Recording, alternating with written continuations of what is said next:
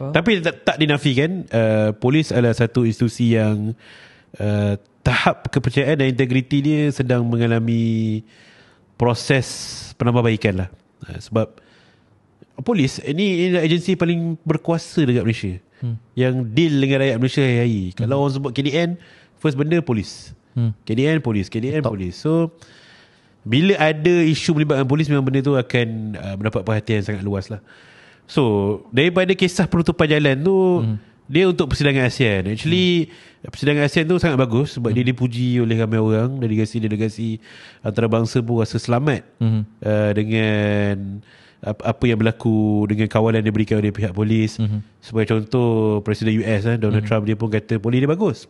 Dia sampai nak jumpa ketua polis negara, nak ucapkan terima kasih. Dia kan kalau pernah dulu zaman saya belajar dekat dekat Universiti Malaya, masa tu Presiden Obama dia pernah datang. Dia akan naik kereta dia orang kan. Betul. Kalau nak tahu pasal Obama datang ni, dia ada sniper semua. Dia letak atas dewan-dewan Chancellor, ada sniper. Dan bila kereta dia lalu, kita punya wifi semua akan kena potong. So dia punya dahsyat tu. So bila polis kita ni dah make sure lah, macam okay lah, kita nak pastikan laluan dia ni laju, biar dia pergi laju, balik pun laju.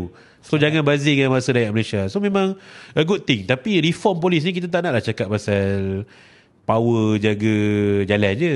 Faham. Dekat persidangan ASEAN, satu benda yang buat ramai orang bangga dengan polis kita, sehingga kan polis Thailand pun dia take note lah, iaitu pemakaian body cam. Kamera badan. Ramai tak tahu yang kita polis sebenarnya dah ada kamera badan. Kan kita menggesa supaya ada kamera badan dikenakan kepada polis kita.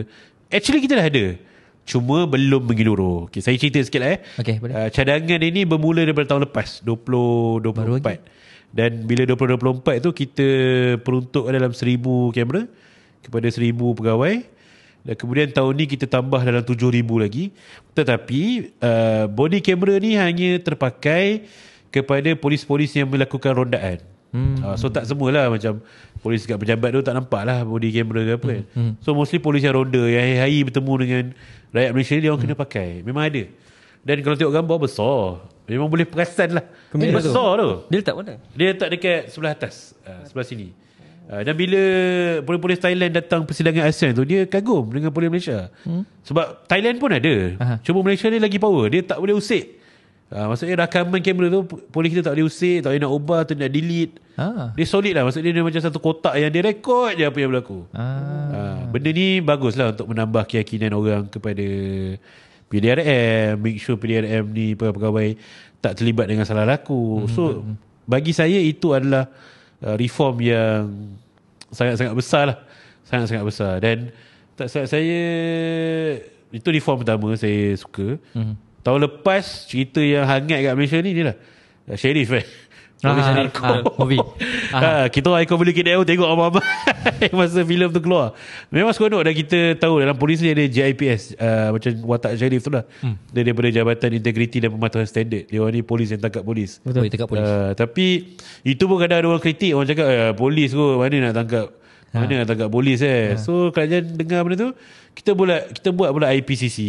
Dipanggil alamak tiba-tiba lah, Independent Police Conduct Commission. Maksudnya polis korup tak adalah polis korang. Dia lebih pada tu. Tapi betul, kalau korang berdepan dengan polis yang melakukan salah laku, boleh buat laporan kepada IPCC. Boleh email, boleh hadir ke pejabat, dan boleh sampaikanlah aduan tu. Faham. Tapi IPCC ni pun dia bukan sekadar ambil laporan berkenaan dengan salah laku polis. Kebajikan polis pun dia orang jaga. Dia orang akan buat lawatan ke balai-balai, tengok balai mana yang sebab Perdana Menteri dia macam cakap takkanlah hang nak dengar pasal polis tak buat kerja je, polis teruk je. Hang kena bantu tak tengok kebajikan. Sebab masalah, tadi saya lah, masalah rasuah, masalah salah laku semua yang bermula apabila tak cukup, fasiliti tak cukup, faham, pendapatan rasa tak cukup. So dekat situ masalah rasuah. Saya tak nak masuk lah isu apa itu. Kalau jemput saya next episode, kita boleh buat episode kenapa rasuah berleluasa kat Malaysia. Tapi itu antara punca. Dan itulah apa yang IPCC ni cuba untuk bantu. So kita dah ada body cam, kita dah ada IPCC. Bagi saya itulah dua reform polis yang paling besar lah yang saya suka bila tengok KDN akhir laksana dengan perkara tu. Faham. Tapi kan bila cakap pasal tangkapan rasuah semua kan, saya macam tertanya lah, kenapa bila kita tahu tangkapan rasuah tu selalunya yang terlibat tu contohnya pada pegawai utama. Kenapa yang contoh diorang ni gaji mungkin dah besar kan. Betul. Diorang ada macam-macam kelebihan Betul. kan. Tapi still ada benda tu lagi. Okay, dia macam ni lah. Dalam polis ni, soalan difficult ni. Soalan difficult ni. Dalam polis ni,